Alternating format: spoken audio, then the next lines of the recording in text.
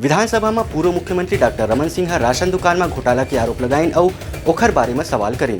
प्रदेश के पूर्व मुख्यमंत्री और भाजपा के राष्ट्रीय उपाध्यक्ष डॉक्टर रमन सिंह आज छत्तीसगढ़ के राशन दुकान में घोटाला के आरोप लगाते हुए विधानसभा में सवाल करी। एक बात पत्रकार मन ने गोलबात कर पूर्व मुख्यमंत्री डॉक्टर रमन सिंह कहिन कि कांग्रेस सरकार के राज में 600 से ज्यादा राशन दुकान में 40,000 कुंटल ले ज्यादा अनाज ऐसे पड़े हैं जेकर कोई भी जानकारी दुकान वालन के तीर में नहीं है। डॉक्टर रमन सिंह के यह मांग रही है कि खाद्य विभाग डहार ले जम्मो दुकान के जांच करना चाहिए ताकि चावल, गुड़, शक्कर और नमक के जत्का भी बोरा वहाँ एंट्री के बिना रखाए है ओखर घोटाला ला उजागर करे जा सके और ये मामला में दोषी मन ला सजा दिलवाए जा सके। 450 राशन की दुकान है जिसकी सूची जारी की गई है।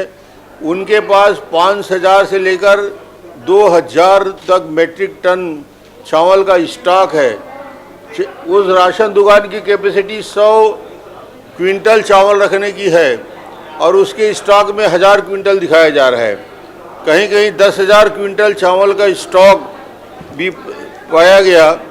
जो 10,000 क्विंटल चावल राशन दुकान में कैसे रह सकता है, ये मुद्दा है और इस मुद्दे में आज तक स्टॉक वेरिफिकेशन की इतनी मात्रा में चावल की अफरा तफरी की गई, ब्लैकमेलिंग की गई और मार्केट में बिक गया। ये करोड़ों रुपया का है। 150 से 200 करोड़ अकेले चावल के लेन देन में खरीदी हुई। उसी प्रकार गुड़ में, नमक में भी इस प्रकार की व्यापक भ्रष्टाचार हुआ। ब्यूरो रिपोर्ट, उत्तलंघा news. Sor Sandesh, the buzz on Utlangha News Channel, national and international bulletin in Chhattisgarhi and English language.